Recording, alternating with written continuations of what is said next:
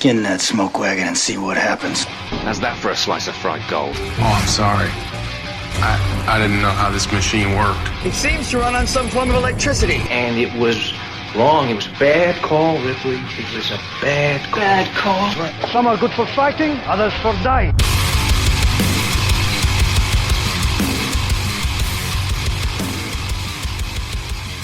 It's just two movies. Come guess me this riddle, what beats pipe and fiddle, what's hotter than mustard and milder than cream? What best wets your whistle, what's clearer than crystal, sweeter than honey and stronger than steam? What can make the dumb talk, what can make the lame walk, what's the elixir of life and philosopher's stone? And what helped Mr. Brunel to dig the Thames Tunnel, sure wasn't it whiskey from old Inisherin? So stick to the crater, the best thing in nature, for sinking your sorrows and raising your joys. And boys, I'd half wonder if lightning and thunder was made from the plunder of whiskey, me boys. Hi, welcome back. Sit back while I regale you a tale of two movies. My name is Daniel King. In the studio with me this evening, Birdman. Hey, Dan. And this is, of course, another production of It's Just Two Movies, where we watch two movies. If you couldn't work that out from the title, probably the rest of this isn't for you. So we watched two movies this week, as we often do. And we batted around a couple of options, and we landed on a film that you hadn't seen at the time, right? Correct. The Banshees of Inisherin. If you're not familiar with the Banshees of Inisherin, it is an R-rated 2022 comedy drama, 1 hour, 49-minute runtime. It feels pretty brisk for the runtime, though. It does. Yeah. It's got a 7.7 out of 10 on IMDb, a 96% on Rotten Tomatoes. I don't have the Google reviews, but it is directed by Martin McDonagh. And box office, $52.3 million, awards for Best Screenplay, Golden Globe Award for Best Motion Picture, Musical, or Comedy, and some other shit. Stars, the very handsome Colin Farrell, Barry Keoghan, Brendan Gleeson, Carrie Condon, and Sheila Flitton, Gary Lydon, and... Don't forget about Pat Short.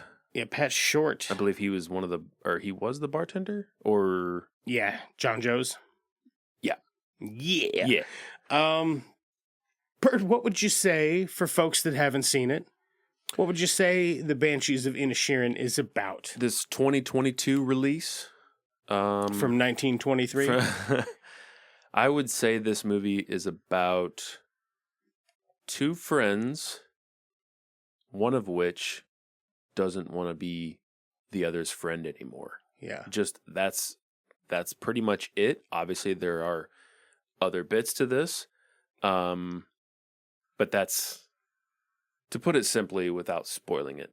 No, I would say it's a pretty good breakdown. So here's what we're going to do. We both watched this kind of as homework. If you're relatively new to the show and don't understand how we do this, we're not hanging out for like 10 consecutive hours. No, because we have jobs. That's right.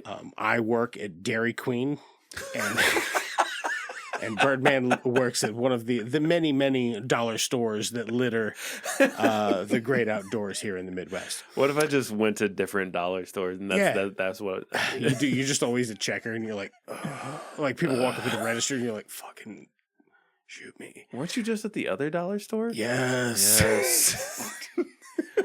You mean the one 2 miles down the road? They're short-staffed over here, so I had to come to this dollar store. There's fucking, if anybody set off a nuclear device in Bonne Terre, Missouri, they'd get at least 30 dollar stores, which is crazy. All right. What were you saying?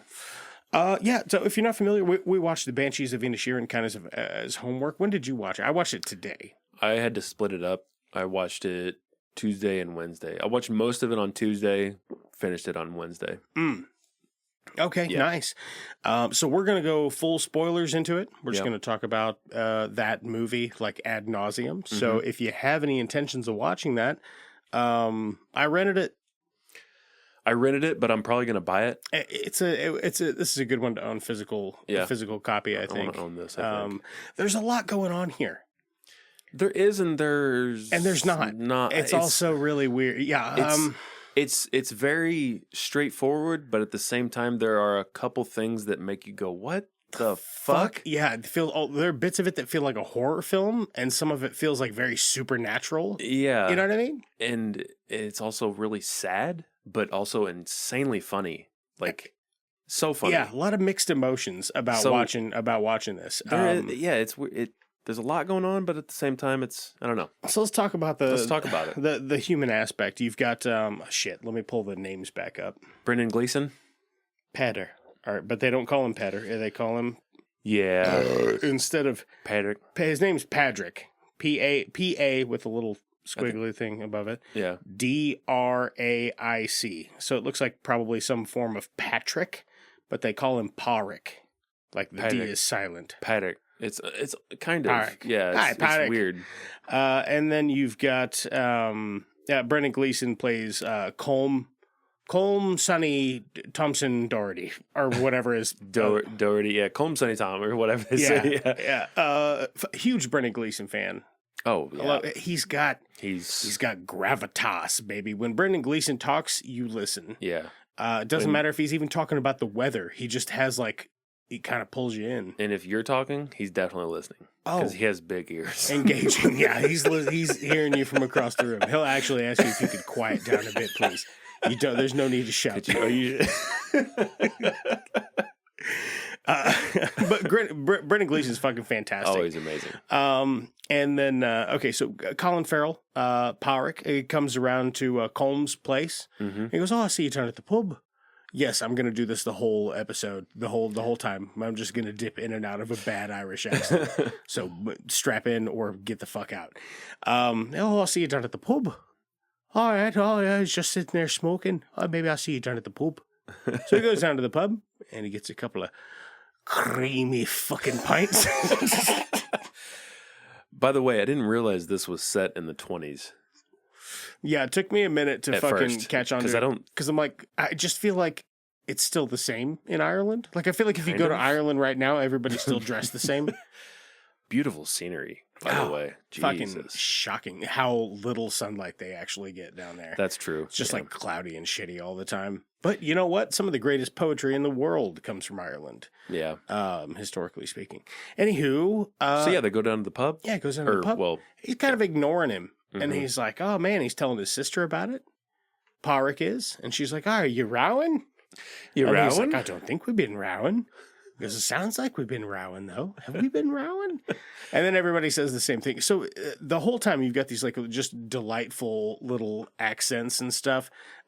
It's probably not like delightful. If you're from Ireland, it's probably like, yeah, whatever. You know, just people talking. Mm-hmm. But as somebody landlocked here in the middle of the Midwest, I think even just the dialect is very amusing. Yeah. Yeah. I wonder if that's how they talked in 1920s Ireland. Fuck, I doubt it. I doubt it. Yeah. Maybe, though. Because there are certain things that they say that I don't think are current with the times. Maybe I'm wrong there. Did you ever look up what a gobshite is? No. We're going to look it up right now. So anyway, Parik, he finally, Colm kind of ditches him at the pub, doesn't show or whatever. He's talking to his sister about it, and he's like, I'm going to go around and talk to him or whatever. Goes back to his house, he's not there. Goes back to the pub, and he's there drinking at the pub, but Parik wasn't there. Yeah. So he's like, hey, man. He's like, I just don't want to hang out with you, man. He's like, are you going to have your beer outside, or am I going to have my beer outside? Because either way, let's split this up. So he goes and has his beer, and then fucking Parik follows him, and he confronts him. And he's like, I just don't like you anymore. Yeah. I don't want to be your friend. I don't want you to talk to me. I want you to leave me alone. Just fuck off. Yeah. Essentially. So, human element of this, I want to talk about this for a minute, because you and I are great friends. Yeah. If one day I text you and you were like, just fucking leave me alone, man. I don't want to be your friend anymore. I could not leave that alone. Right. I couldn't. I'd be like, what the fuck, bro? You know what I mean? Like, what would you do if, like, you just you text me a picture of your wiener and I just, like, never responded and you were like, I showed you my dick, please respond, and nothing. You came to my house and I closed the door on you. I was like, go away. I don't want to be your friend anymore or see your wiener. You live an hour and a half away. Go away. Yeah, get out of here. Go back home. Yeah, I kept thinking about that when I was watching this. I was like, because, you know, as older folks, not older grow folks, apart, I should you know. say. But as someone that's like getting older, you don't. For me, at least, I just don't have a ton of friends. Same. So I'm like, circle gets smaller and smaller and smaller. Your circle gets smaller, and you can kind of relate to this film in that way because it's a very small town. So you can tell these guys are obviously they probably have other acquaintances, but they're best friends, and. I would just be like, what the fuck? Danny doesn't want to talk to me anymore. I couldn't let it go, dude. I could not let it go. And Colin Farrell can't. Yeah, and I'm with him. I'm on board with him. But when you hear like Brendan Gleeson explain why, you're like, well, I fucking get that too. Because I have very plainly told people before, just be like, they're talking to me and talking to me and talking to me. And I go, hey, I don't like you. I don't want to be your friend. I would really like it if you would get the fuck away from me. And I know that's really cold, but it is also extraordinarily effective because those people will just not bother you anymore. But if it's somebody that you've been friends with for like 20 years or whatever, it seems really weird to just dramatically be like, I don't want you to ever even have a discussion with me ever again. Not like, hey, I feel like we're growing apart and maybe we should see a little less of each other. You know, maybe I just need some time, some space or whatever. Yeah. You have a conversation like that. But this is the 1920s. So he's just like, what else is there to do? What else is there to do? You know, Colin Farrell, he's got his donkey and his sister. And the village idiot is like, I love your sister's real hot. Do you ever see her without clothes on? Barry Keoghan. Yeah. I love Barry Keoghan's character in this. He plays this role so well. He is perfect for this role. Yeah. There's just not a lot going on in this because it is Ireland. Hang on. Yeah. It is Ireland, but it's an island just off of Ireland. Aye. So there's not a lot going on here. Aye.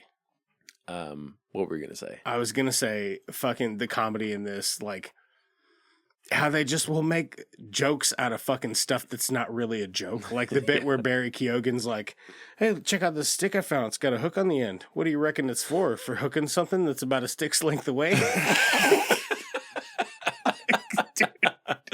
That's the first time you meet Barry Keoghan's character. He's so and you're like, earnest oh my about God. it, man. He's so earnest about it. So, you know, there's a lot of confusion in the first 15, 20 minutes. He just does not understand why. I'm going to call them by their real names, by the way. Yeah, Colin Farrell and Brendan. He just cannot grasp why Brendan doesn't want to be his friend anymore. He talks with his sister. She kind of jokes, well, maybe he just doesn't like you anymore. But he fucking... But that's exactly right. That's what it is. And she's kind of tired of him being just moping around the house. And oh, yeah. Because he's lost his best friend, man. Like, you feel bad for the guy, but then when she goes and she confronts Brendan Gleeson... Yeah. And he's like, I just want peace, you know? She's like, what are you trying to get out of it? And he's like, peace in my heart. Yeah. In my soul, I just want peace. So he's getting older. Brendan Gleeson's character is getting older. Right. And there's a bit where he says something along the lines of, I don't want to waste my time anymore. Mm-hmm. I want to do the things that I love. Yeah. Writing music is one of them. Art. Yeah. Just, he's tired of simple conversation, which is what Colin Farrell's character is. He's a simpleton. Yeah. He's boring. Yeah, he is. He talks about dumb shit. Yeah, he's like, one day we were talking about, he's like, how your donkey took a shit, and you told me about it for 2 hours. And he's like, well, it wasn't my donkey, it was a horse, so it shows how much you pay attention to me. But he's just like utterly missing the point the entire time. Yeah. But you can tell, like, as you watch the film, like, what a close friendship they really had and what each one of them got out of it. I'm jumping way ahead, but I feel like we can kind of talk about this in whatever order. there's a bit towards the end of the movie where they sit down and they're actually having a nice conversation. It doesn't start nice, but he's like, how's your song coming? And he's like, oh, it's good. I finished it, actually. He's like, oh, that's great. That's great news. What are you going to call it? He's like, I'm going to call it the Banshees of Inisherin. He's like, oh, well, I like it. It sounds good. He goes, but there are no Banshees in Inisherin. He goes, yeah, but I like the double sh sound.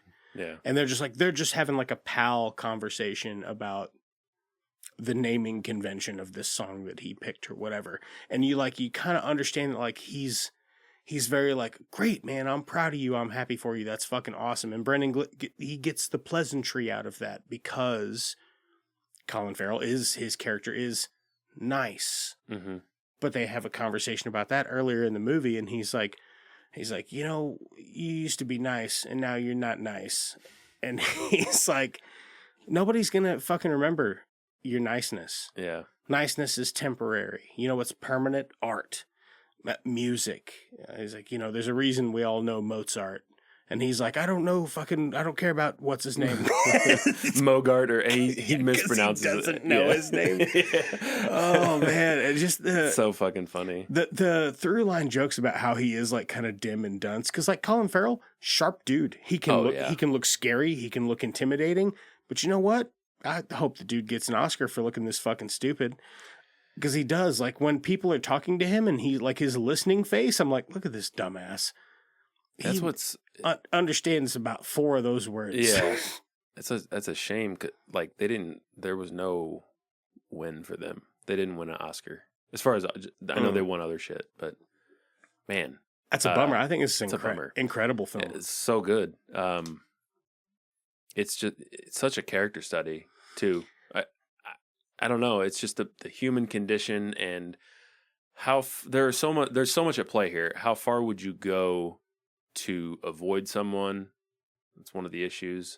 Or what lengths would you go to not try to repair a relationship? Yeah. Colin Farrell's character going from the nicest guy on the planet to just a miserable son of a bitch. Oh yeah. There's a lot at play here, and it just works so well in the short amount of time that we have with this. So, yeah, I want to run through I guess just like what happens to Colin Farrell's character. Mm-hmm. So he's confronted Brendan Gleeson's character about like, hey, why? Just why though? Explain to me why.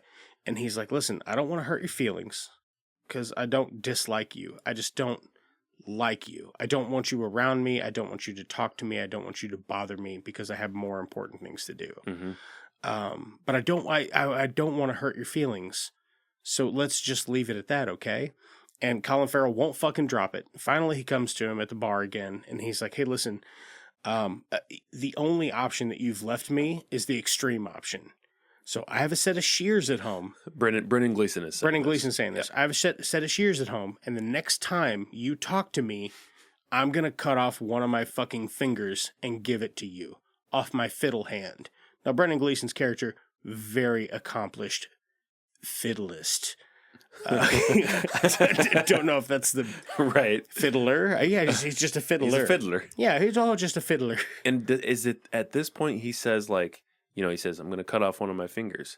And then after that, does he tell him right there? I think he does. He tells him at first that he's going to cut off one every time that you fucking bother me and give it to you. Yeah. And then the fact that and then he storms out. And everybody's like, oh, fuck, he's serious. Oh, he's serious. And Colin Farrell's immediately like, I should go talk to him. Just straight away.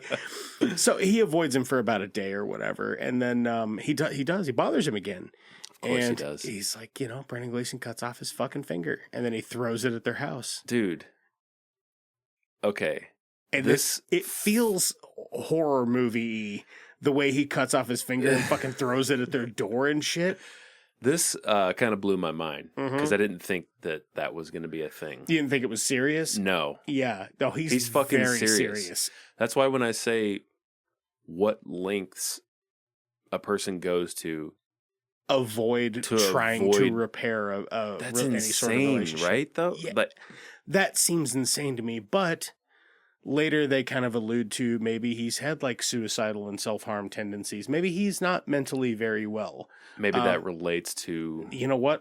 his decision. A lot of some of the most accomplished musicians in the world, especially people that live Yeah. in very depressing environments, are fucking wacky. You know what I mean? Van Gogh cut his fucking ear off. That's just crazy to me that it would be like you, I don't know, just like one of us as musicians. Like if I cut one of my penises off. Just one? Yeah, just one. You just need the one. That's why they always call me Danny Six Dicks. Old Danny Six Dicks. Old Danny Six Dicks. What No, they it used to call me. just kind of blew my mind that this actually happened. Mm-hmm. Do you think this would be a much different film if they didn't include something like that? It gives it stakes. It gives it stakes. Yeah, it makes it real. Yeah. Just every the time, drama. It brings up the drama. Obviously. Every time you see fucking Colin Farrell's character stomping his way towards Brendan Gleeson's house, you're like, oh, not again, dude, bro, stop. Dude, he only has so many fingers. Right. He's not even going to be able to play that fiddle. And he doesn't. By the end of the film, he doesn't. And he doesn't fucking wrap it up either. He's just walking around with raps. his... Well, there are times. Yeah, like on his way to church or whatever, true, yeah. he wraps it up. But no, he's just fucking rocking that nasty, bloody stump, letting his dog lick it and shit. Fucking gross. Man. God damn, dude. Fucking well. Let's see. I want to talk about Barry Keoghan's character a little bit. Please, in this. let's do. So, if Dad wakes up, if we wake Dad up, and if we wake Daddy up, and he's been. Hang on. What's he saying? He's been wanking. We'll get there in just a second. Okay. Yeah. So, without Brendan Gleeson, Colin Farrell's character kind of turns to someone else. Yeah. As you would. Yeah. It just so happens that the someone else is Barry Keoghan. Yeah. And he's even dumber than Colin Farrell. He's a fucking idiot. Oh yeah, he's like the village idiot. I think he means well. He's got something. He's got some problems. There's something up with him. Like he has like some. This is the 1920s though. Where's he gonna get? You think educational? He just seems kind of dumb. I would say dumber than dumb. Like maybe behaviorally, he's got something wrong with him. Maybe. Well, his dad fucking beats him. So his dad is the policeman of the village island. The island, right? And he beats fucking Barry Keoghan because his dad is a fucking ass. Yeah. One night they're like, God, what happened? And he's like, oh, he beat me with the kettle. And they're like, Jesus Christ. Yeah. He's like, it wouldn't have been that bad except for the spout. There's a fucking holy hell. So like the first night they hang out or whatever, Barry Keoghan takes Colin Farrell to his house, and they're gonna steal his dad's alcohol. Oh yeah, his pottery. Oh, what did he call? Yeah, I looked it up. I looked it up and everything. It did start with the P. Poteen. Poteen, yeah. Yeah, it's like Irish moonshine, pretty much. Oh, okay. Yeah. So they sneak into Dad's house, and they can't wake him, because if you wake Dad after he's been wanking, he'll be furious, he'll be fucking mad, and you just see his dad just wearing his police hat. He's naked. He's got his dick out. Oh Jesus! Yeah, that's funny stuff. Oh shit! But yeah, I don't give a feck. I don't give a feck. He starts hanging out with Barry Keoghan, and I feel like the kid means well, but he's just offensive. He doesn't. Yeah, he doesn't understand the social dynamic. Yeah, there's something up with him. Up with this character, not with Barry Keoghan. No, normal man Barry Keoghan. Sure. Well, I guess anyway. I don't know. We'll wait for the fucking Hollywood Reporter piece on that. Exactly. Maybe he has sex with live crabs. I don't know. I don't know what he's up with. We'll find out in 2 years. Yeah, we'll find out in a bit. I like all of the bits where Brendan Gleeson's character confesses to the priest. Yeah. These are pretty funny. There are a few of those. I like the priest, man. He's funny. He's good. He's got a good like shifty look about him. You know what I mean? Like he looks like you can't trust. You just look at that guy and go, I wouldn't trust that dude. Very judgmental for a priest. Right. Yeah. Very judgmental. But he questions Brendan Gleeson, pretty much every time he's in there. About his thoughts his dark thoughts. Mm. And he's like, "How did you hear about?" He's like, Colin and I? "What are your sins?" And he's like, impure thoughts, no more than the usual, and this and a bit of pride, and I never felt anything. I still don't think pride's a bad thing, but there you have it. And he's like, "What about what about not being so nice to?" Yeah, he's like, "How'd you hear about that?" Yeah, it's a small town, small island. Yeah. Word gets around. Say, put you up to it. Yeah. You been having impure thoughts about men? He's like, you had impure thoughts about him? He's like, Brendan Gleeson's like, what the fuck did you just ask me? Their banter is good. He's like, I'm not forgiving you of any of this shit. Well, I guess I better not die this week, huh? I'll be proper fucked. You will be proper fucked. Oh, fuck. Good stuff. This is like one of the most fun like character study films I think I've ever seen. It really is. It just is a hoot. Just works. How'd you like the pub? Just in general. Oh God, I'd get shit faced in that pub. Little trivia: they built that just for this movie. They built that pub for this movie, and it was supposed to be torn down afterwards. Yeah, because it wasn't legal. It wasn't up to code. Yeah. Luckily, they were able to move it somewhere. I don't know. I can't remember the specific location, but they saved it. So that still exists. Nice. Fucking cool, man. Like, that's definitely a 20s pub in Ireland. What I mean? Dude, the set pieces are incredible. Like, while me and Alicia were watching it, there's a bit where Colin Farrell goes inside of Brendan Gleeson's house, and he's in there, like, looking around and looking out the windows and shit, and just, like, he's up on a hill fucking, like, right by the ocean, man. We're like, God, could you imagine living there? Like, how beautiful is that place? Just rolling deep green hills and just those massive cliffs. Never see the sun. It's just a beautiful, beautiful place. I hope to go someday. Gorgeous place. Sure. My cousin goes like every 2 or 3 years. Never invited me. What a cocksucker. Steven, looking at you. God damn it, Steven. Yeah, Steven, if you're on here listening to the podcast, shoot me an email at itsjusttwomovies.com so we can catch up, because I haven't talked to you since I was like 6. How the hell are you? He was in Hero with Dennis Hopper, my cousin Steven. Nice. Yeah, his last name's not King, though. Yeah. Stephen King. That would be nice. Yeah. That would be cool. No, it's not his name, but he just like has like Dennis Hopper's autograph and shit. He was like an extra in it, but yeah, cool. That's cool. And he's in a Tupperware commercial, evidently. Tupperware. You gotta have Tupperware. So. Damn near killed her. Tupperware. There's a bit where Colin Farrell's character goes to the market, and the market lady. The market lady, first of all, is Reardon's. Just gossip city. That's all she just wants to hear gossip. Oh yeah. Fucking hilarious. Yeah. She's like, have you got any news? And he's like, everybody else is like private. Because if you tell her, everybody's gonna know. Yeah, exactly. So everybody's like trying to be real private or whatever. He's in there just like, not saying much. And then the cop comes in and he's like, oh yeah, so-and-so fucking killed himself and this old lady stabbed his mom and blah, blah, blah, blah, blah. She's like, he's got news. You ain't got no news, you no newsy. And he's like, actually, I do have some news. The good sheriff here or whatever beat the shit out of his kids so bad with the fucking kettle he's staying at my house.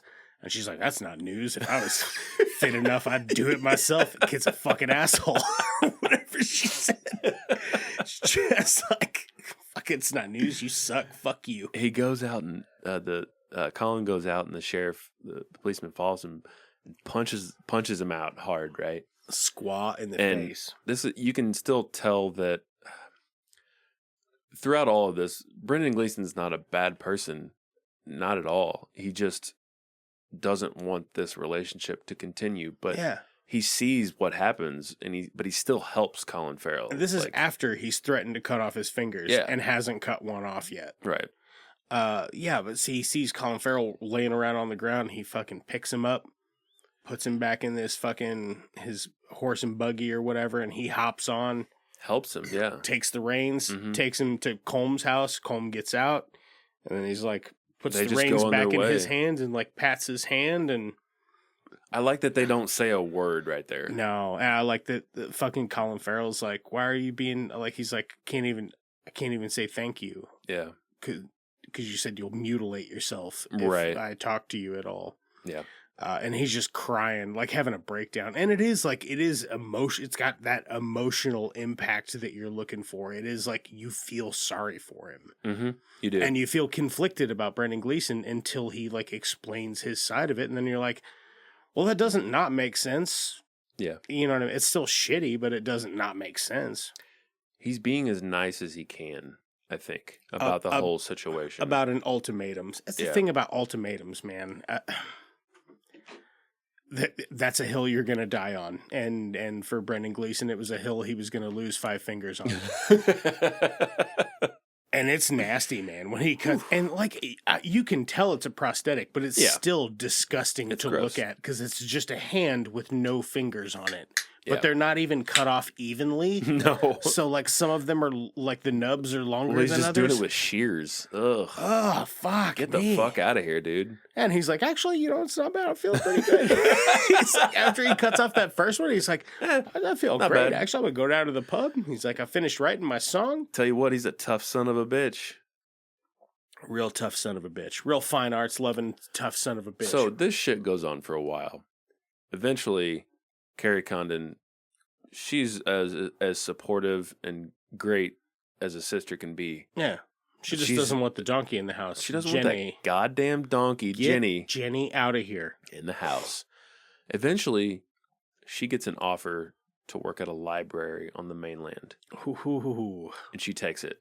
At first, I was like, she turned it down because there's one point late at night, she's in bed and she's just bawling her eyes out. I was like, fuck. She decided to stay, and she's upset with herself. I thought no, she does take it eventually. Yeah. And she leaves. Which is crazy because it's just on the mainland. Mm-hmm. It's not in Europe. Yeah, I don't feel like it's that far away. No, but he like later when he writes his sister back, Colin Farrell, thank you. Will Ferrell, when he writes his sister back later, he's like, "Oh, I miss you. I hope I see you again someday." Right. It seems It's like she's like a 2-hour boat ride, maybe. Maybe, yeah. Yeah. And also, I guess we forgot to mention this. In the background during the whole film, there's a war going on. Yeah. That was also another aspect that... Irish Civil War. It fucking Yeah. went on forever. Yeah. And I originally thought, I was like, oh, Is it still no. going, the NRA? No, No. it's over. I don't think so. I originally thought, I was like, oh no, Carrie Condon's character is going to go to the mainland and somehow get killed in the war, right? That's what I thought. Did you have any of that at all? I or- was kind of thinking that. I wonder because the way that he wrote his letter to her, which is just a lie. Just the whole letter is a lie. Everything's great. Oh, Jenny's here with me. No, not at He's that not point. doing well. Yeah, he's not doing great. But the letter's all like, oh, it's all sunshine and daffodils or whatever. And her letter is much the same. So I wonder if hers is also... Just not in a good situation. If either, it's like maybe. rose-colored lenses kind of... rose-colored lens kind of stuff. Because I thought about that too. Is like, what if she takes this job and it's not what it was made out to be, and she regrets it? Yeah. Mm-hmm. So, Well, I tell you what. How old do you think she is? At like his sister in that movie, late 40s, I don't know. I feel like they're around the same age. and like the only fella that's any prospect is the village idiot. For her, yeah, I'd probably be going to the mainland too. yeah. Maybe. You're right. Yep. Because she's a smart woman. She's About time to get that corned beef beat up. You know what I'm saying? Stop. Sorry, I don't know what's wrong with me. A lot. Yeah. A lot. God damn. It just gets so sad because he's living by himself. Colin Farrell's living by himself at one point. He just lets all the animals in. It is sad because so his sister leaves. Mm-hmm. Okay. And he's jealous because Brendan Gleeson is like seeing these students from another college. Music students. Yeah, music students. And he's like teaching them or whatever. Mm-hmm. And there's one of them that he's like kind of taking a shine to or whatever. So Colin Farrell finds this guy and tells him, this might be my favorite part of the whole thing. And he's like, hey, are you from that music school or whatever? And the guy's like, he says the name of the school. He's like, yeah, that one. He's like, yeah, I'm so-and-so. Nice to meet you. He's like, oh, I was just going to say, I had a letter come in for so-and-so from that school. it's about your mom. And he's like, oh, my mom's been, he's like, it's from your mom. She's and dead. He's like, my mom's dead. And he's like, not your mom, your Not your aunt. mom. It's about your dad. It's about your dad. And he's like, what's wrong with my dad? And he's been like, he got hit by a bread truck. And he's like, what? Bread van. He's like, he got hit by a bread truck. He's like, what the fuck?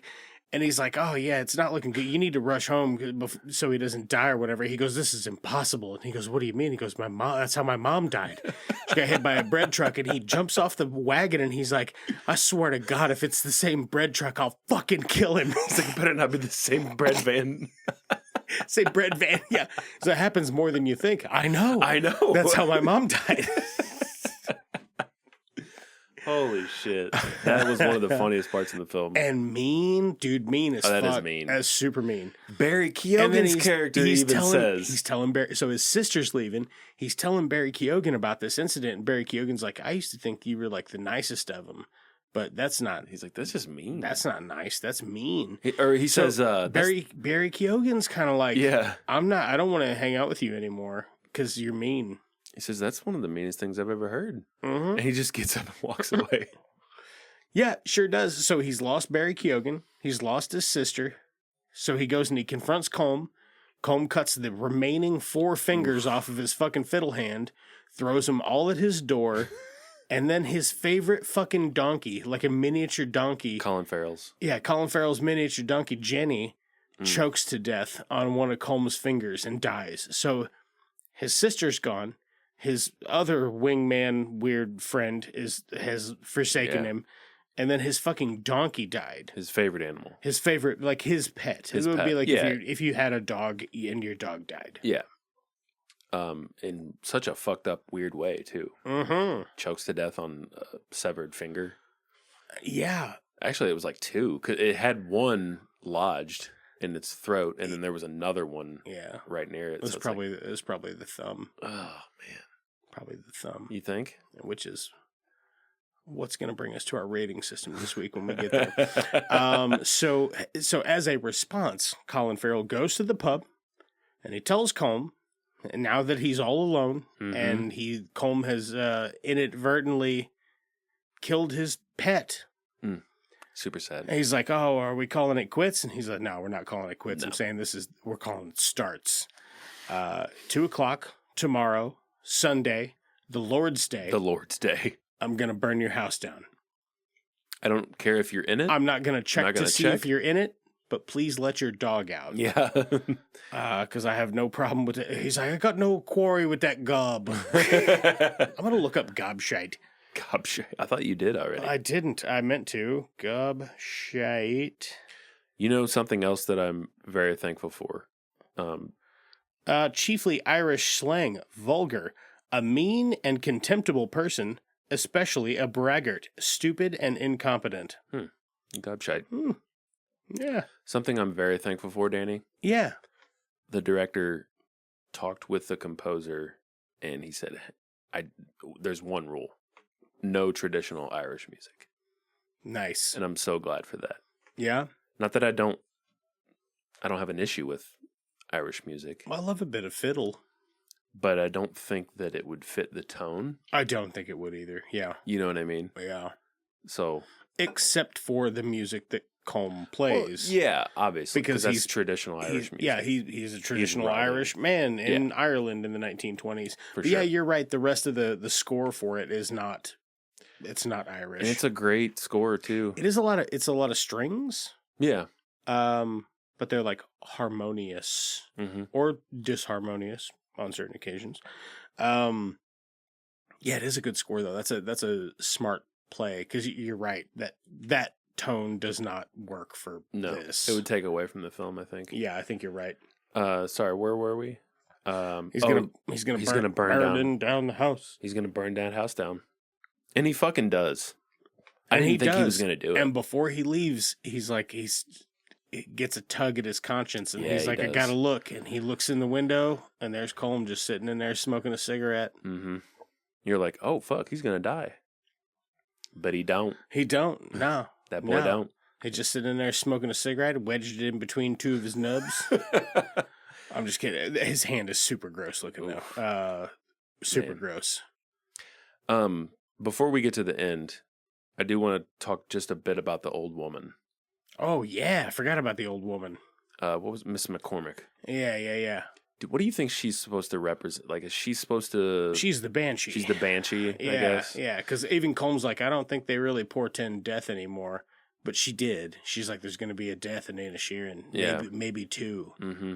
And there were. Can you explain to our listener, if they don't know what a Banshee is, briefly? Yeah. So a Banshee is like, if you're talking about in the bestiary of human tradition, the Banshee is an Irish fae or fairy person who normally will shriek about in the night outside of your home, which portends that one of your family members will be dead soon. Yeah. Yeah. Very strange. Yeah, very strange. But I guess that's what she represents. Yeah.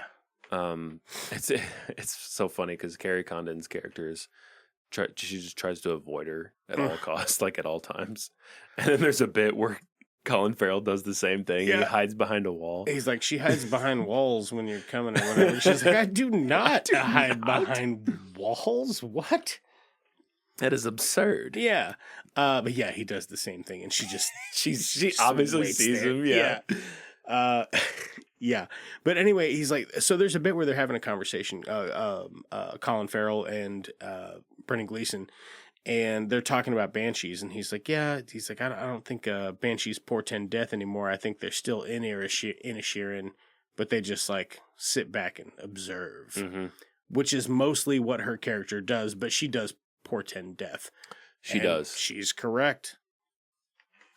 Yeah. Are we talking about Barry Keoghan? Yeah, Barry Keoghan dies. So there's a point where the policeman is going to go apprehend Colin Farrell for burning down Brennan's house. Yep. But the old woman gets the policeman's attention. She says, come here. And they go to the lake. And there he is. There's Barry Keoghan. Drowned in the lake. His son. I don't know whether he killed himself or they say he might have slipped. It was an accident or if it was a murder. Because here's the thing. He had just confessed his love a bit ago, I guess. Yeah. To Carrie Condon. Right. Colin Farrell's sister. Yeah. Which is adorable. It is, but it's adorable. He's like, you'd think, seeing as how we got so much in common, do you think that maybe maybe we had a chance together? You know, maybe you'd ever see me. She's like, oh no, love, sorry. He's like, you think maybe when I'm older, when I'm your age, because I don't think he understands that by the time he's her age, she will have aged more. Yeah, I don't think he understands that basic concept. But it's really, really sweet. And he's like, no, I was thinking no. I'm going to go fuck off. Yeah, I'm going to go back to doing that thing I was doing over there before I came over here. He plays that character so fucking well. I feel bad because he's a smooth motherfucker. You ever seen Barry in fucking Interview?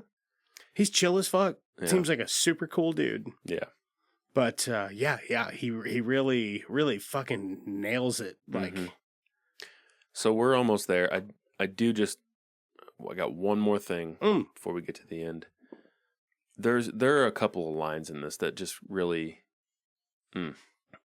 just bring it. There's one where Brendan Gleeson is talking to Carrie Condon, and she's also questioning why he's doing this. And he says at some point, I do worry sometimes that I'm just entertaining myself while I'm staving off the inevitable. Mm-hmm. He says, don't you? She goes, no, I don't. And he's like, yeah, you do. Yeah, you do. Yeah, you do. And she's so like, convincing. She gets so like overcome with, that's exactly how I feel. Like I have to leave at some point, and I've been putting it off forever.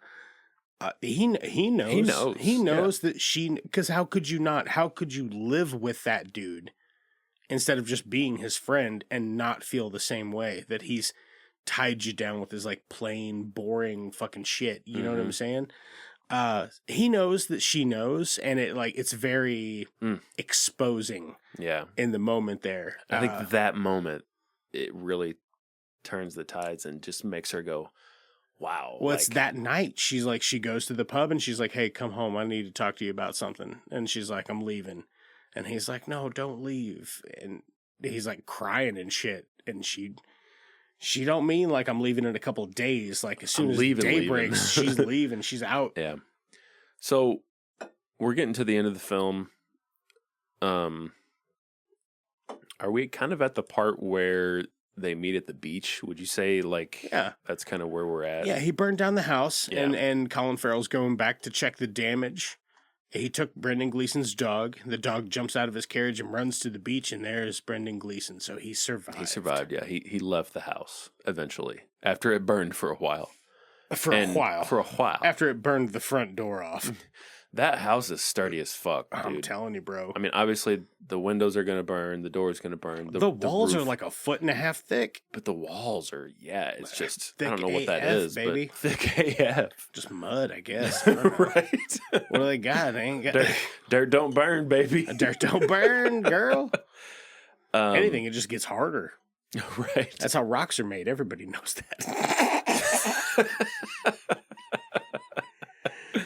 So they're at the beach. They talk a little bit. Colin still says we're not even. Yeah. We're not even. We're not even. This ain't over. They talk of the war a little bit. Maybe it will end. Maybe it's coming to an end. Yeah, he's like, I haven't heard any shots in a couple of days. Yeah. Since his sister went over there. Mm-hmm. And I think that might be like she left and she went over there and maybe her presence over there, her leaving ended the war. Like I'm using air quotes there. Because she's needed elsewhere. Other people need to flourish, and that's her going to flourish or whatever. And maybe that's something he can observe from the island he's on. That maybe just because she's over there, maybe they're not toiling anymore. Yeah, it's really nice. It is. And that's kind of it. Colin Farrell's character walks away, and it kind of starts. It ends how it started, with just some scenery of the country. It's just beautiful. I think it's just a beautiful film. Ireland. Yeah. It's my favorite Garth Brooks song. Did you know that? What? It's called Ireland. Hell yeah. It's a good one. It's a good one. It's a good one. Anyway, how many fucking thumbs inside of a donkey's throat? How many thumbs inside of a donkey's throat you give this out of a 10-pack? If you didn't have any thumbs, but all your thumbs were inside, you had 10 thumbs though, but all of them are inside of a dead donkey. How many would you retrieve and reattach to your nub hand? It's a 10 for me. It's a 10-pack? Yeah, it's a 10. I really like it. Yeah, I think I'm going to go 10 as well. I was thinking about going 9.5. I was but then too. On my rewatch, I just enjoyed this so much. Yeah. The only thing that, I always think about the ratings and what am I going to rate it? What am I going to do here?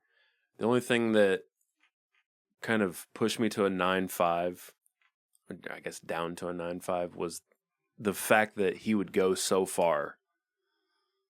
Yeah. And cut off his finger. I was like, is that too much? I think that they cover that ground while he's talking to the priest about he might not be well. Mentally speaking. So that makes more sense. It does make more sense. When he's like, you're fucking sick. He kind of He is. doesn't deny it. You know what I mean? He's like, I'm not fucking sick. He doesn't deny it. He doesn't deny it at all. He's just like, well, here's where we're at. Because there's a point where they bring up his previous depression. Yeah. So how's the despair? How's the despair? It's back a bit. It's back a bit. Despair's a very specific feeling. Yeah. Nothing is going to get better. Everything's bad. It's only going to get worse. If you're feeling like that, talk to a professional. Yeah, for sure. Better help, I guess, is like that's the big one I hear. No. I'm not fucking Get worse help.com. Get worse help. Better help. Call me before we get worse help. Just call some people around here and be like, hey honey. They'll talk to you forever. Boots and coots, this is Sherry. What Sherry's up to. Oh shit. Anyways, we're gonna go watch Cream of the Banshee. It's It's a porno. Dream of the Banshee. Yeah. We'll be right back. We're going to go check out Scream of the Banshee. And then we'll come back talk and about we'll do it. some more of the thing. Here's a word from our sponsors. That's worsehelp.com. Ooh, it's getting real late night. Maybe like 3 a.m. Could use a little something else, maybe something kind of sweet. Oh, fuck. I can't cut this, so we got it's a one and done situation. Ooh. I'm gonna just whip out my phone here and go to 3amsweets.com. Oh, God. But then the wind blew in. I entered a code. Cum joke. Ooh, 25% off. This is a real ad. Please send some business to 3amsweets.com. Hell yeah.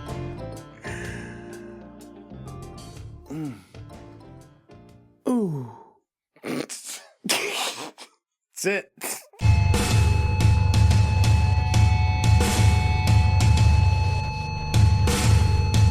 We're gonna get up in it, boy.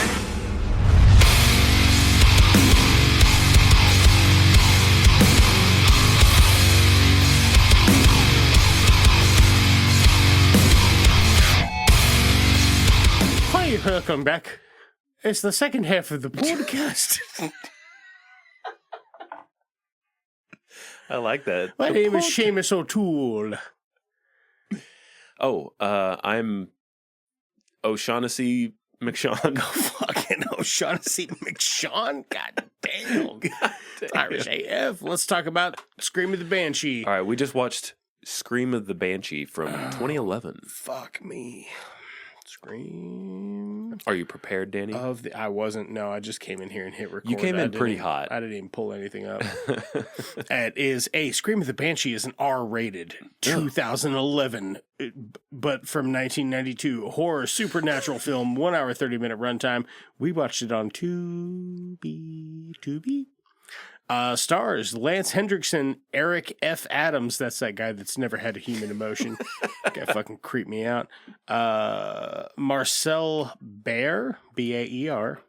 Lauren Holly, who you might know as Mary Swanson from Dumb and Dumber. Oh, yeah. Leanne Cochran, Todd Haberkorn. Goodbye, my love. Oh God, it's like the band Haberkorn, Korn.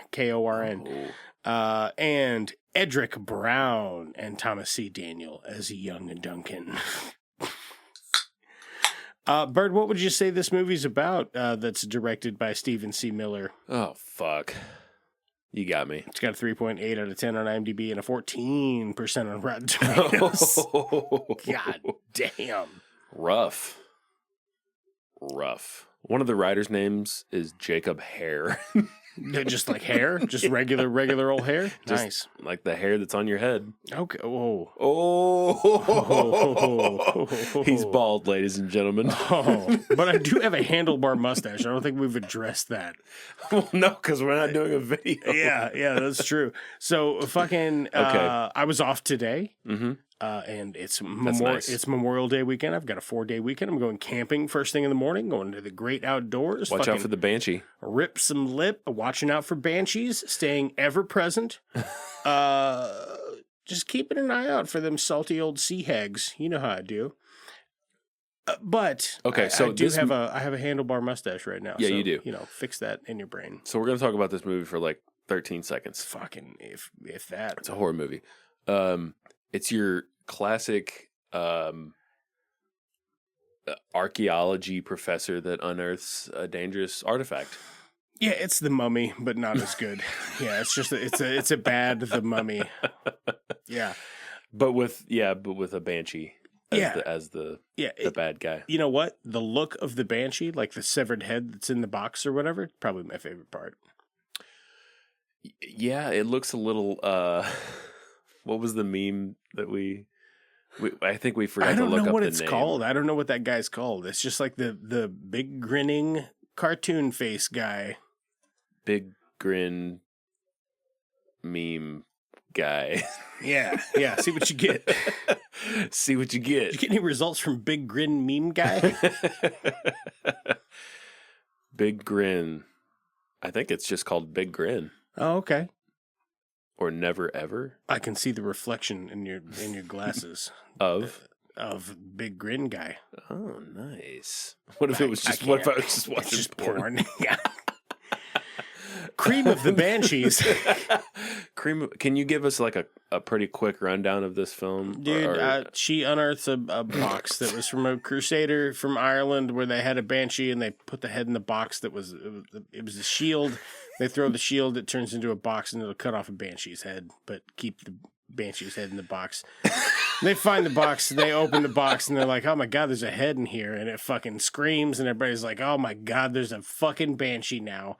And they're like, if you don't scream when the banshee screams, it can't hurt you. If you just are like, if you just like don't scream, that's all you got to do. Just don't scream. Yep. And then they eventually are like, let's put that banshee's head back in this goddamn box, and they do. And then Lance Hendrickson's like, I'll fucking kill you because I'm old and crazy, and he's in the movie for 4 minutes, and then it's over. Boom. Got it. Got it. What you watching? Just next segment Just joking. immediately. I'm being harsh. I actually did have quite a bit of fun watching this. I like this. Did I love it? No. But have I seen worse? Damn straight. 100. So much worse. It was kind of a fun novelty that Mary Swanson from fucking Dumb and Dumber was in this. Yeah, that was pretty funny. So you're telling me there's a chance? Here's the thing about this. I had a pretty good time. A premonition? But you could probably knock off like 10 minutes of this. Oh. Most of this is nothing. Yeah. Like it's the difference between seeing an action sequence in a movie in like an action film and seeing an action sequence in a movie that is not an action film where you can really tell the difference between snappy editing. Yeah. Because you'll see the person like that bit towards the end where Lance Hendrickson's walking through the yard with a shotgun, that takes 12 seconds. Like, that's so long for you to visually just go, he's walking from here to here. 12 seconds? That took a minute. I don't need 12. It was very, very long. And you don't need that. You don't need that much visual data to fill the time slot. Yeah, so there's a lot of filler. A lot of little tiny filler bits in this stretched it to make it a full-length film, I think. For sure. There is some fun in this. A lot of bad CGI, which is fun. A lot of weird green screen choices. There are... That bit where they're watching a video on a computer and it's a green screen. I'm like, just watch it on the computer. What are you doing? They hadn't filmed it yet, but you could have. You could have easily just been like, all right, now that we've shot that, let's go back and reshoot this other scene. You know what I mean? Like, just drop it, just load it on the computer and watch it, and then dub the sound over it. Fixed. Yeah. Problem solved. Boom. I wonder what the budget for this was. Like $35, you think?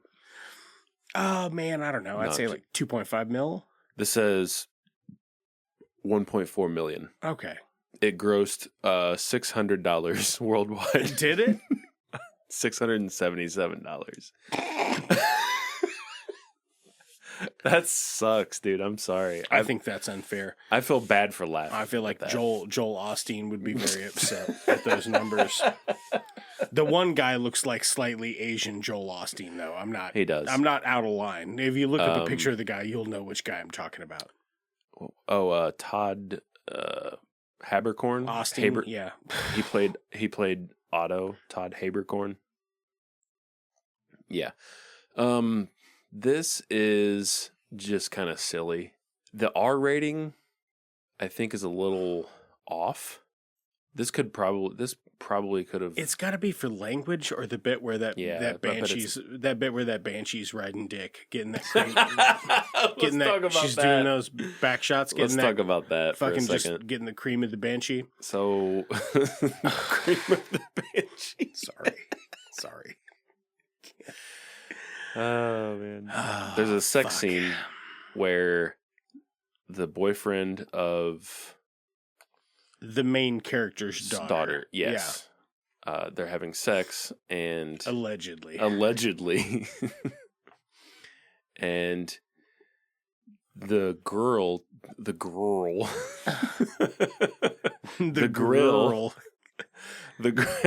turns into the fucking Banshee. Yeah. Okay, so what is the deal with is the Banshee like... You can't tell that.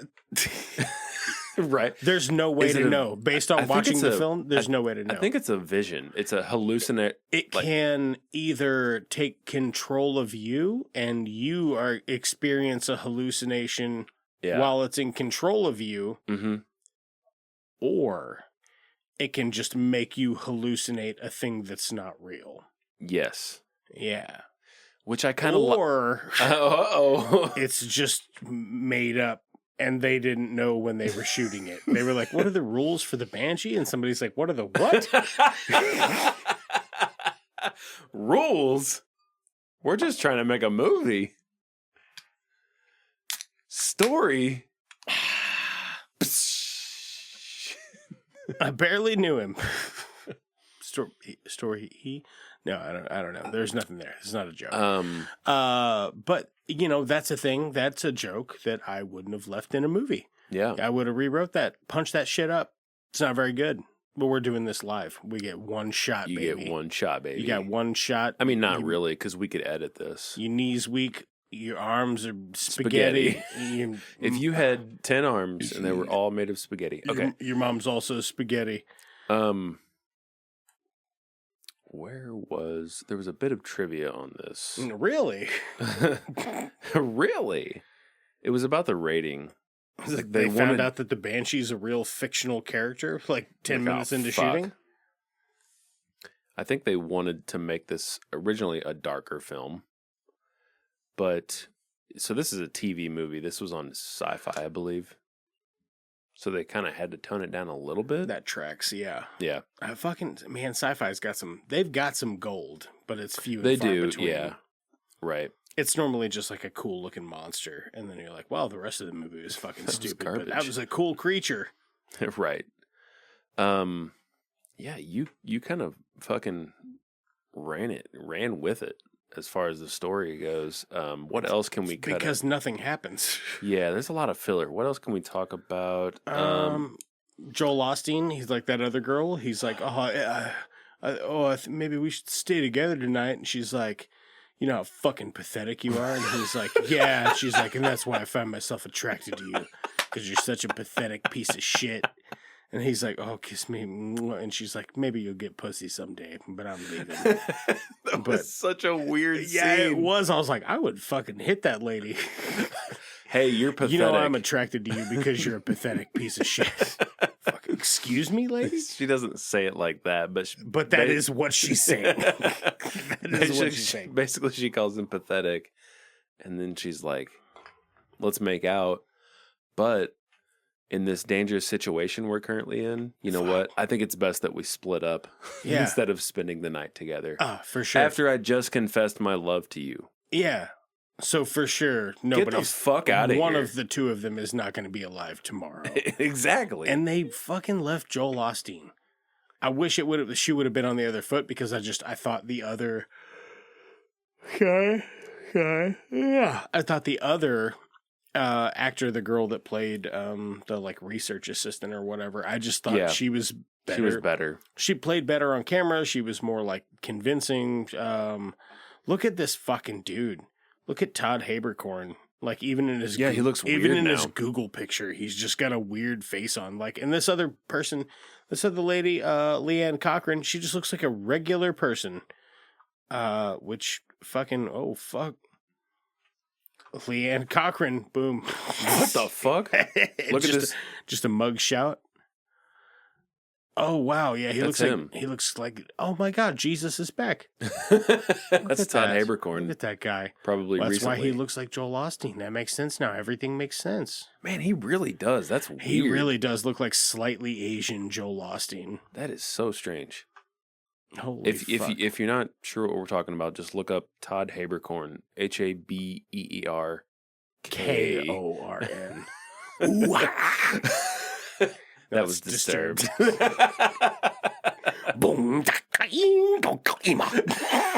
There you go.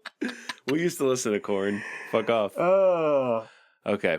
I think we're about done with in Scream. middle school, just to be clear. Yeah. It's like 15. 3 years like ago. 14 or 15, yeah. Three- 3 years 3 ago. or 4 years ago. It's been a while. We've experimented with some other stuff since then.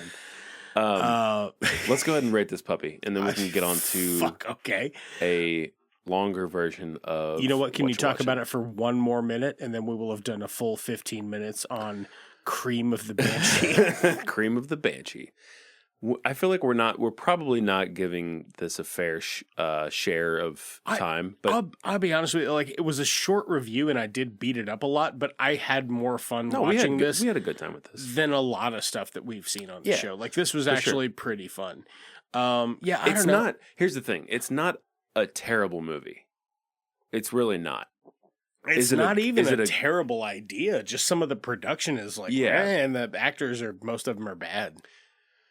Yes, with some decent actors, a bit of a punch up on maybe some of the CGI. Oh, here you go. Who do you get to replace these clowns, and what changes would you make? Oh, dude. Okay. Well, we can go another. We got 10 more minutes on this. First things first. Okay. I'm getting rid of old Teeth McJohnson. Old Teeth McJohnson? Dude. Okay, so there's a bit where this guy is on the screen. Now, I don't know if this seems like maybe a production choice or something. No, I think Eric F. Adams, who played I'm just going to look Samuel up some Page. images of Eric F. Adams. This guy, and see if his teeth are just black. No, now it's like just a black guy. What? Yeah, I guess there's a black guy named Eric F. Adams who's like way more prominent than white Eric F. Okay, Adams. that's definitely. I don't think his teeth are like that in real life. So IRL. Whatever they did for this movie, poor choice. Why? While the few lines that he has, he's very unengaging and he's terrible. Awful. You know, if this is your main job, man, maybe you're more of a writer or a creative type.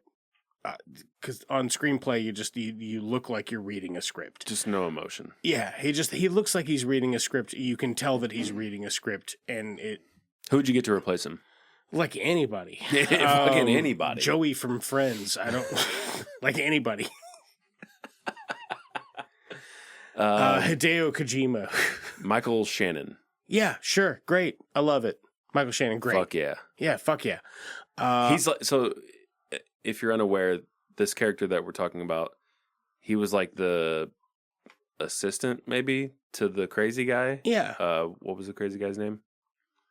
Lance. Oh yeah, Lance Hendrickson. Yeah. Yeah. They were like partners or something, right? I'm still not. Yeah, they worked together at a college, I guess. I don't know. You could have taken the main character played by Lauren Holly and had some sort of like a romantic entanglement with Teeth McJohnson. And then their grizzled ex co-worker played by Lance Hendrickson. I think keep Lance Hendrickson. He wasn't bad. Maybe dial him back a bit. Yeah. Because he went for like slasher movie murderer instead of just crazy academic.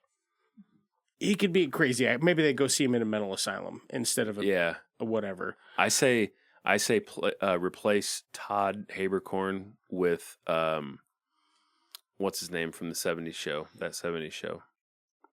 Oh, not the guy that's like getting rape charges. Or no, whatever. Jesus Christ! You talking about Eric from that 70s show? Yes. Okay. Was that the fucking Banshee? Did Was you hear that? Fucking yeah, I think so. What's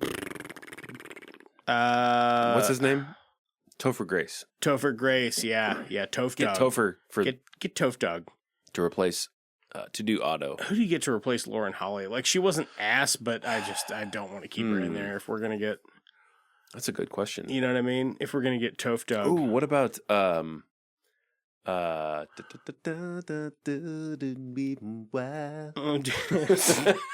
Sorry, that's my thinking song. Fuck. How about... Righteous Gemstones. How What's about her name? Marissa Tomei.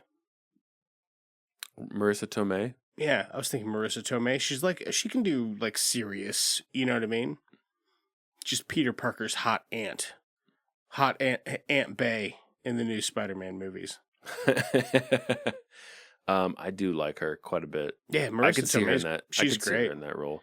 I was thinking of the Righteous Gemstones. Oh God, what's her fucking? She's funny as shit. I think she might be too funny for this. You think? I think she's naturally funny. Like I don't think you can dial back how funny she is. You might be right.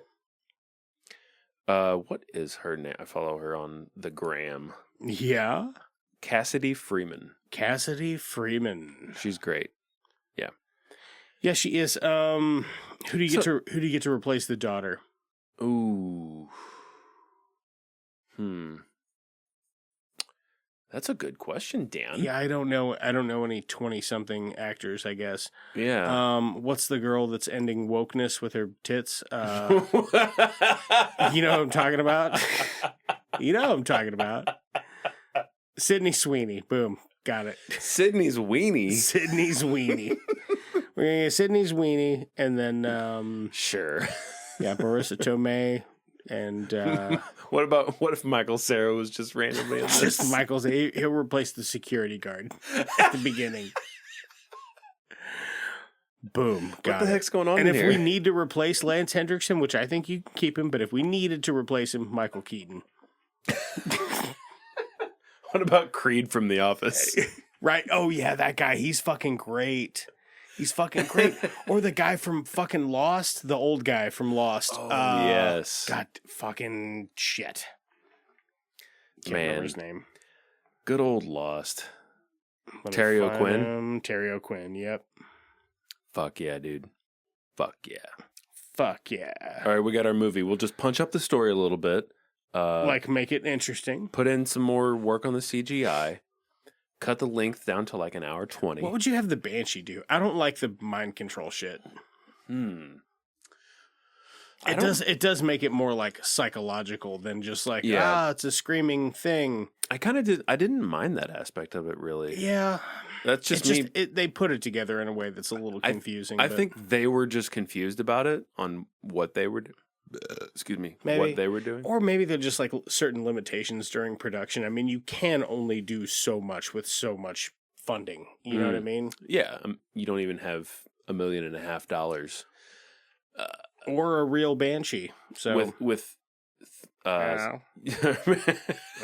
meow. Meow. It's not a lot to work with, unfortunately. It's not. Let's fucking rate this puppy. Okay, how many gauntlet thumbs? If you had 10 thumbs. Because they have a gauntlet. There's the box that the head's in, there's a gauntlet, it opens it, don't worry about it. But if you had 10 thumbs and what about the glove? Yeah, the gauntlet. I was just saying the thumbs from the gauntlet. Oh, okay, yeah. If you got 10 fingers, all those fingers are like thumbs with their own little gauntlet thumbs. Okay, on them. Fuck yeah, I like that. I mean, how many do her? I'm gonna give this a 7. I think I'm gonna go 7.5. Yeah. Like, I had a lot of fun razzing this. You know what I mean? It was a good time. It was fun to make fun of, for sure. We've watched so much worse. Like, you can't stress that enough. No, yeah, like this one really, like if you're just hurting for something stupid to watch, we watched it on Tubi. Did it have a couple ads? Yeah, but I would put it on. Like if we were going to go in the other room and play cards or whatever, I'd put it on. Just put it on the back. Yeah, it's fucking silly. That's fine. It's fun. The sound mixing is ass. Oh, it's if I could rate the sound mixing individually, I'd give it a 2. I'd give it a 2 out of 10 for trying. For just trying. For having you can't hear. Well, it's like every time there's any action, you have to like turn it down like 8 clicks because it just is gonna ridiculous. blow the fucking speakers out. But yeah, and then they're talking to you like, hey, bro, you asked me like 5 times. You're like, you turn this up a little bit? It's like, yeah, I can't fucking hear it either. But sometimes I think it's just me. I watch everything with subtitles because I'm a little hard of hearing. I watch a lot of things with subtitles. Carrie fucking hates it. She's like, can you fucking turn the subtitles off? Yes. Yeah. It's just certain things. It depends. Can I turn it up 12 clicks? Because like I got to turn it up a lot to be able to hear it. And then I'm like, then Here's like, my issue. The score and the background noise is like too loud. Here's my issue. Yeah. I have a hard time understanding an accent. So, like when I was watching Shogun, not because of the British accent, or you know what I mean, like yes, Miriko-sama. No. What do you mean you've never had rabbit stew? Not that. Some of the English accents. Oh yeah. Or not, like when I was watching Banshees, I was like, it's just some of it's so thick. It's hard for me to get it. It's hard for me to catch everything. So, you want to move on to what you watching?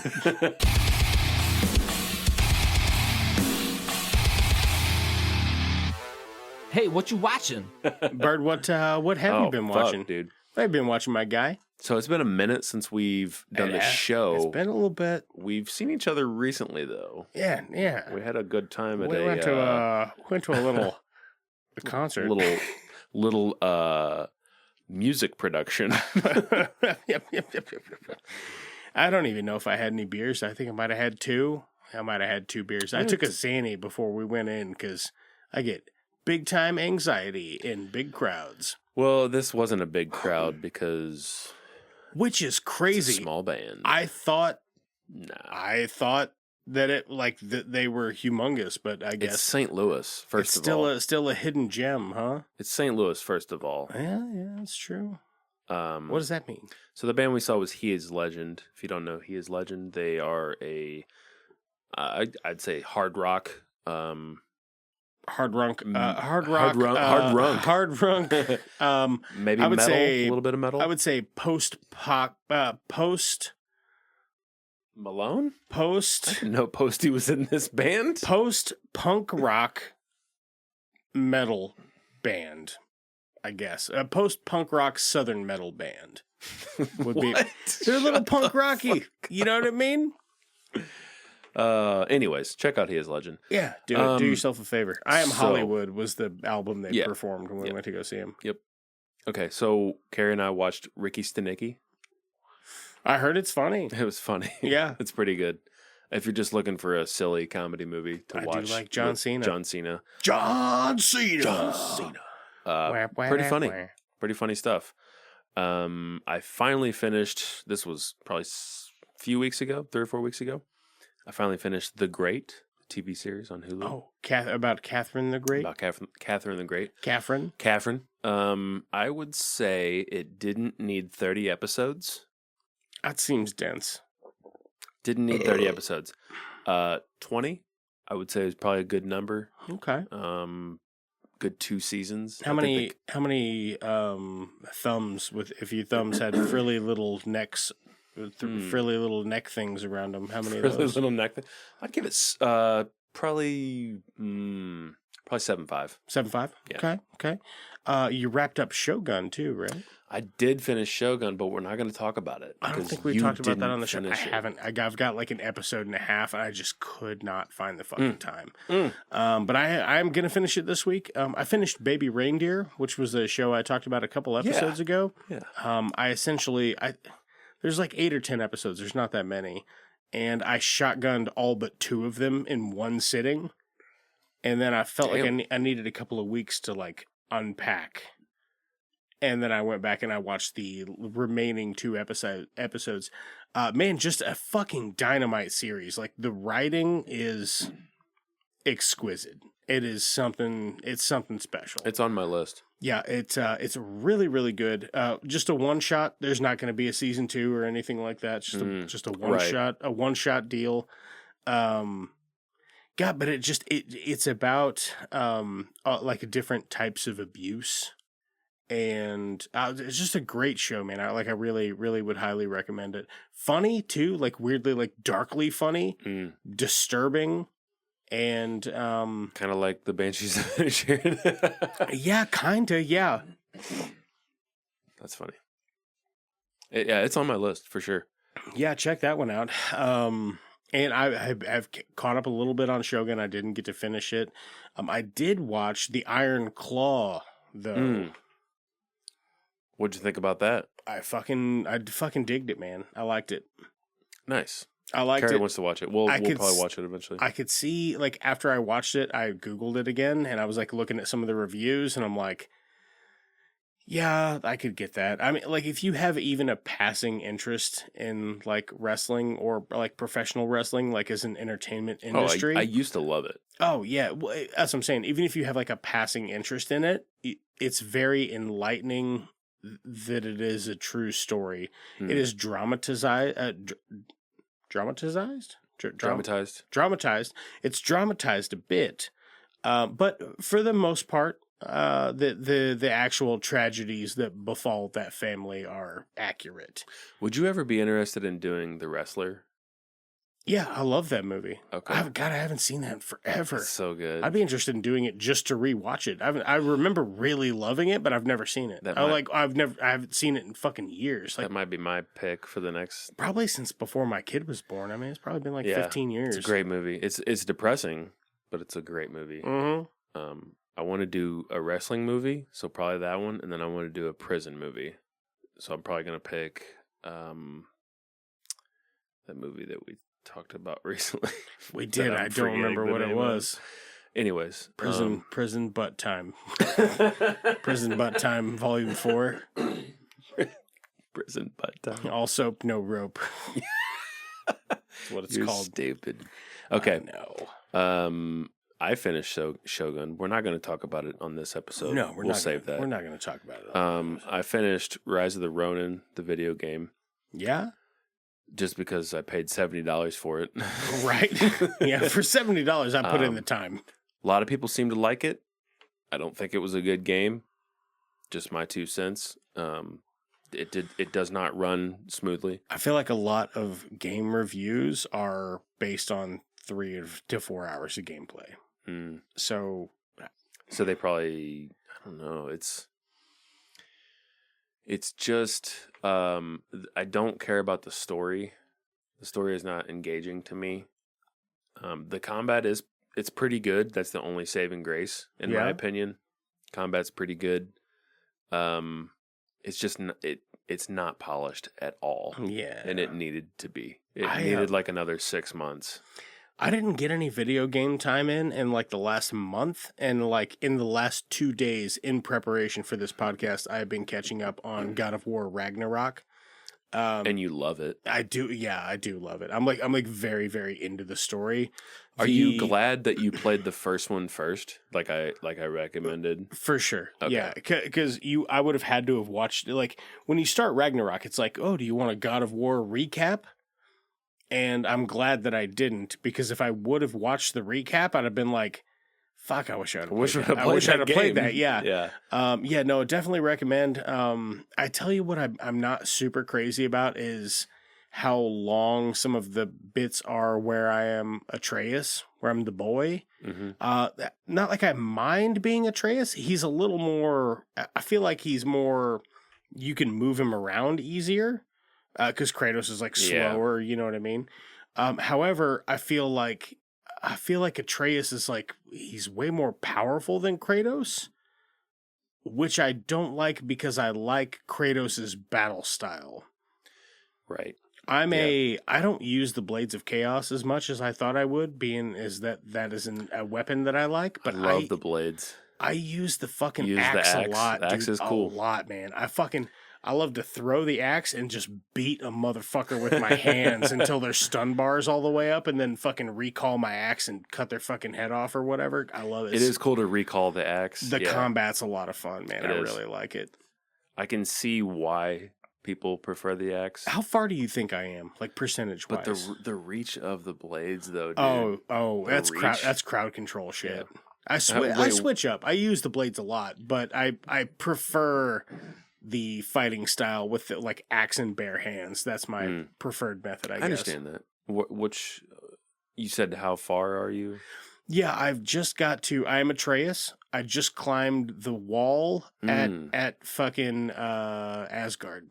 Man, I don't remember, honestly. All right. I wish I could tell you. I was curious because I'm like, am I at the point where I should deviate and do some side missions? Because I really want to know what's happening with the story, but also if I'm like at the end, I'm not ready for it to end. I would do some side missions. I'm a big fucking just because guy. Like I realize that it might be 3 weeks before I get to sit down and play for 2 more hours again. So I'm always like, well, I would like to complete the game, and then if I have time to go back and do side missions. Yeah, I realize some of them you can't because there's only a window you can do them in, but I like that. I picked my book back up. I haven't read in a couple of months, and I got through a couple of chapters of Broca's Brain by Carl Sagan. Okay, I haven't quite polished it off yet, but I'm very close to the end. Engaging read, just a great science educator. I mean, if you're into that kind of shit, I know a lot of people aren't. That seems to be like a kind of just a me thing or a limited amount of people thing, because I'll recommend it to other people and then they read it and they're like, I fucking hated it, or like I quit reading it. I know I recommended you one and I know you didn't care for it. I recommended my mom one who's a huge reader and she's like, I quit. So like she doesn't ever quit books, and she's like, I was like, what is this? She's like, I can't do this. What is this fucking nerd shit? Can't believe you like this. I raised you to do this. Raised you to like this shit. You will not like this. It was. Well, yeah, I can't remember what it was as far as the Carl Sagan. Probably the demon haunted world. Yes, that was it. Yep. Yeah. I've been reading a lot. So I finally started one of my favorite authors, Ursula K. Le Guin. She has a series called The Hainish Cycle. It is just kind of a series of novels and short stories that is there a Banshee in any of them? I wish. Seems like there would be. It takes place, I think, in a specific galaxy. Because Earth is mentioned in this novel. But you don't have to read the books in order. It's just kind of in the same world, I guess. Okay. Very fucking good though so far. I've read the first book and the third book, and both just 5 stars for me. Just fucking bangers. Love it. So I read Rokannon's World and then City of Illusions. It's future history where like civilizations, like just different worlds, different races. I don't know. It's cool. Yeah. A lot of cool journeys. I would say science fiction / fantasy. Okay. Very, very, very good stuff. What else? Oh, I watched a Shudder original called You'll Never Find Me. There is, I believe it's an Australian film. There's a lady that shows up at this dude's house in the middle of a storm, and he's odd and she's odd, and you can tell there are little hints that keep getting dropped throughout the movie that like one of these people is dangerous, but you can't quite make out who. There was a bit where I was like, okay, come on, we're getting a little self-indulgent here, aren't we? But I'll be honest with you, man, like all in all, I fucking really, really enjoyed it. Like 8.5, you know what I mean? Really liked it. It's interesting looking at it. It's one of the highest differences in audience score versus critic score that I've ever seen. What is it? Just on IMDb. So, I could see critics being like super harsh on it. No. Really? So critics were really into it and audiences hated it? Audience 5.8, critics 82. Yeah, I could see that. The Guardian gave it a 100. I will say it is like there are 2 people in the movie. And it takes place in one setting. So I could see where some people would be like, "Fuck, this has been done. I'm over it. Yeah, I've seen Saw, but it's not that. You know what I mean? It is more of a character study. Some of the writing gets a little self-indulgent, which kind of makes me lose this isn't a real conversation that two people are having. But it was an interesting film. Like I haven't seen anything quite like it, I don't think, and I did like it quite a bit. That's something I would recommend, even just to check out if you're into like film study and shit like that, like we are. It is an interesting film to watch, and Shudder's got a lot of great originals. I watched Late Night with the Devil. I think I might have already talked about that though. I don't think so. But Okay, well with fucking not Paul Dano. What's his name? The other guy that kind of has Paul Dano vibes, but he's Russian or whatever. Fuck, I have to look it up. David Dastmalchian. Yeah. Yeah. There you go. There you go. Yeah. Did you like it? That's my guy. I loved it. I thought Laid Out with the Devil was an absolute fucking blast. It's on my list. I'm Yeah. gonna watch it soon. Super fun. Super fun. I think it was on Peacock or something. Looks like it's that. on AMC Plus. AMC Plus, yeah. It was on one. We just like watched it for free. I think it had like 2 ads and we watched the whole thing. Yeah, cool flick. Really enjoyed that. Not What else did bad. I don't think I've really seen anything else. I finally watched Prey. Oh yeah. Let's talk about Prey a little bit. How'd you like it? I liked it. Yeah. I liked it quite a bit. Fun. Yeah. Just a fun fucking movie. It's not perfect, No. but it is. Well, if you've been paying attention to the Predator franchise, not many of them are. Like that first one's a fucking banger, and then the rest of them are like, "What are you doing?" Right. We don't need to bring outer space into this shit. Like it doesn't need to be. He comes here from outer space and just end it. You know what I mean? Let him do his weird fucking creepy thing. Yeah. Man, did you see that one where they're like, actually, autism saved us from the Predator? Did you see that one? Mm-mm. God, yeah, there's one where there's like, he's a kid and he's autistic, and they're like, being autistic is magic or whatever, and he's got a special power, this guy, this kid, and it's just poor representation, like really bad. That's a Predator movie? Yeah. What? Yeah. What is it called? God, I don't know. It's one of the newer ones. Like, if you look up all the Predator movies in order, it's probably one of the last 3 or 4. Would it be The Predator? Mm-mm. Predator World? It's not Predators. Because Predators has got Adrian Brody in it, and that's a fucking solid movie. I'll die on that hill. I'll die on that hill. I think that I'm not even an Adrian Brody fan. I don't like Adrian Brody in most things that I've ever seen him in that aren't directed by Wes Anderson. I just not a big fan. But man, that Predators movie, pretty fucking good. It was like the most solid one we'd ever seen since Predator, like the first one with Arnold Schwarzenegger. So what were your thoughts on Prey as far as like, I know you said the third half for you kind of. I fucking loved it. Yeah, there were a couple of act problems with it or whatever. It was more setup related than like second act, I think was where I had some issues with it. I thought it was good. Just fun. It's cool to see this idea that they've had that like has developed over the years, that they're like, what if this has always been happening though? Let's drop him in. Let's drop him in like in the middle of North America, in Comanche Nation with like fighting Native American warriors or whatever. Like that's fucking dope. Mm-hmm. Let's do the same. Idea. Let's do the same thing with fucking feudal Japan. Let's do the same thing with like the Maui warriors. Let's do the same thing with fucking Knights of the Round Table. You know what I mean?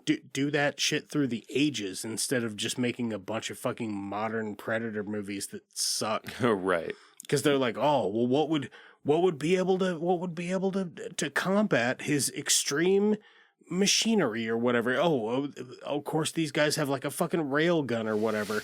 They don't need that. No, give them a broadsword and resolve. That makes an interesting movie. Yeah. Is their dedication and a fucking medieval flail or whatever they have, them just using what they've got. That is it's fucking cool, man. That's the part of like, oh, human ingenuity and like, you know, like skill and stuff like that. I liked this. I liked the film a lot. I thought it was kind of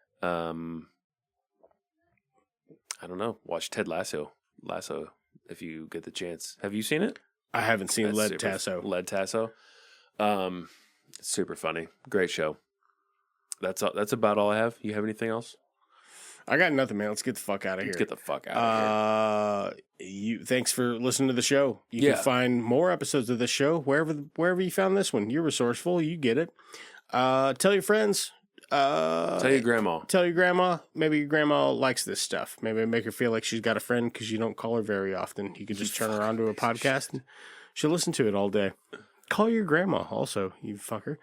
And thanks to our sponsors and thanks to Birdman for making it out, and thanks to I'm going camping tomorrow, so I'm like real out of it right now. But hey, oh fuck! All right, I guess we're gonna get out of here. Bye. You guys aren't going to start sucking each other's dicks, are you? Let's go, talk! We're a one-eyed Batman! Can I make a suggestion that doesn't involve violence? Or is this the wrong crowd?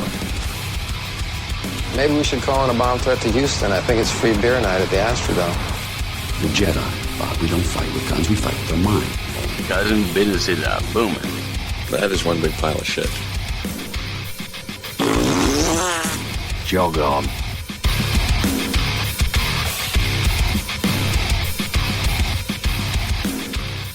It's Just Two Movies is a production of Blue Cheese and Bacon Studios and can be found wherever you get your podcasts. All right, special thanks for the people who helped make this show. That is going to be Russ, Tafari, God-Sized and Growing, and SUNDS for our music, Lamplighter Productions for our artwork. Oh, yeah, I definitely want to throw out a thanks to Dave, who takes care of our YouTube platform, and Justin, who has started doing our TikTok. You can find us on TikTok at Just Two Movies Pod. Yeah, so hit us up on socials and tell your friends and leave us a like if you could. That's the show. There it is. It landed upright, too. Good enough. Good enough. Hot stuff. Good enough. Hey, here we go. Yeah. There he is. He's back. He's back. There goes my hero.